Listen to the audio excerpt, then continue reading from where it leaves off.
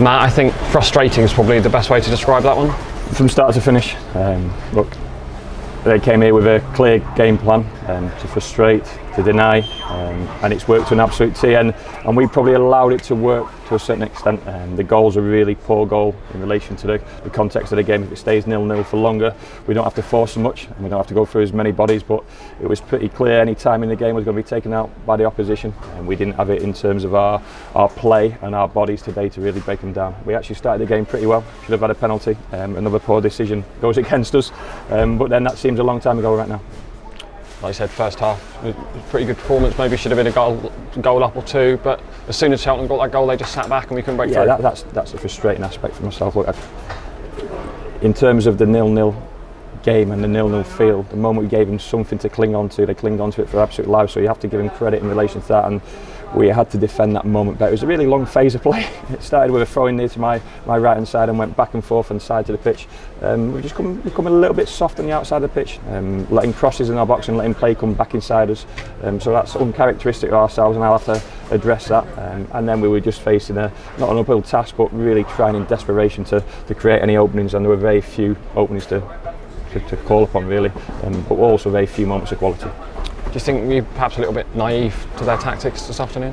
There's not much you can do about it. It's down to the officials to speed the game up. He's added time on towards the end. That's their tactics. You know, we have to be better. That those tactics don't force us to or move us into a slow team and a timid team. We just fell between the lines too much. If you fall between the lines in certain aspects of your play, then you've got nothing really to hang your hat on. And if I watched that game back straight away, no one player could really say they had anything to hang their hat on.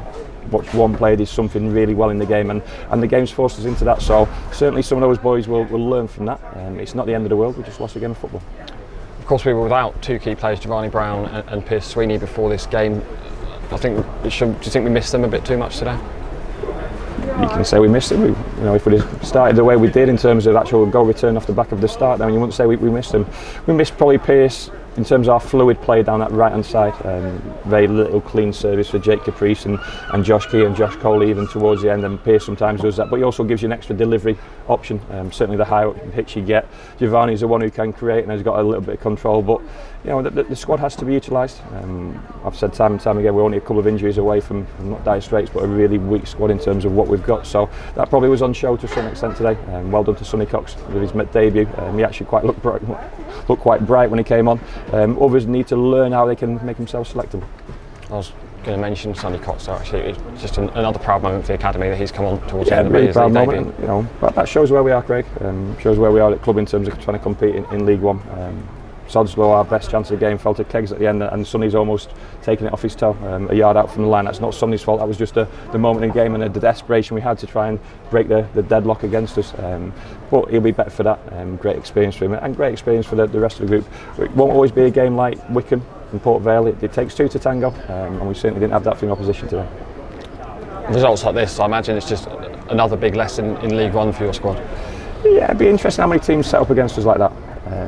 Where it is from start to finish. You guys were there, you saw it, everyone was there, and the frustration, just like I say, it went into our game and turned us into a really fully committed team into the moments of action.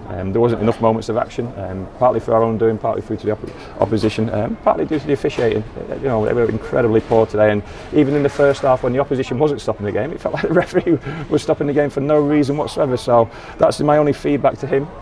Like I say, he had on enough time, but I don't know why he was stopping the game and trying to make it about himself in that first half. It certainly felt like towards the end he did book players eventually for wasting time. Stevie Perryman's brilliant. He speaks about it. You wait till the 90th minute and the 80th minute and at the end of the game to book players, and all the time has been wasted beforehand. I just thought he was poor, but that's me making excuses. We have to find ways to be better against different opposition, and if we're going to be a League One team and a team comes and plays and sets up against us like the opposition did today, we've got to find a way to beat it. Not as clinical in front of goal today. I guess that just strengthens that desire for some more attacking players in the squad. We didn't have many chances, did we? We can't say MJ had many clear sights of goal apart from the penalty where he's clearly pulled back. Sam Non made the same. Our clean game didn't get us up the pitch often enough, and we lacked quality delivery into the box. We changed the wing backs in terms of Jake Priest today, but we just lacked anything really in any aspect of our game to say, yeah, that was us today, and that was our identity, that's what we did well, and ultimately it's ended up in a defeat. If that goal hadn't gone in, then it would still be feeling totally different right now. we mentioned the good news for Sonny Cox come on. Obviously, Pierce Sweeney was absent today because his other half had a baby, so that's obviously a good moment for him. And obviously, he's not going to be absent for a long That's part time. Of life, yeah. He's been at the hospital the last few days, and the child was born at 4:30 this morning. So we congratulate Pierce and his partner and his family in relation to that. That's a great moment for himself. But then we expect him to come back into the fold. Giovanni will be back probably sooner rather than later from international recognition. So the group, I've just got to learn a little bit more than what they probably feel right now. That'd be a really good learning game for some of our young players. Just understand that it won't always be a Wickham who go toe to toe. It won't always be a Port Vale who are up and at you. Sometimes teams will just take this thing out of the game, and then you've got to find something extra in yourself to make something happen. Myself and my players didn't have that today. And finally, of course, Tuesday in the Carabao Cup at Gillingham, it's a new opportunity. It's cup football. Obviously, there's it'd be a totally different game, wouldn't it? It'd be a totally different game. I can't imagine Gillingham will play like that.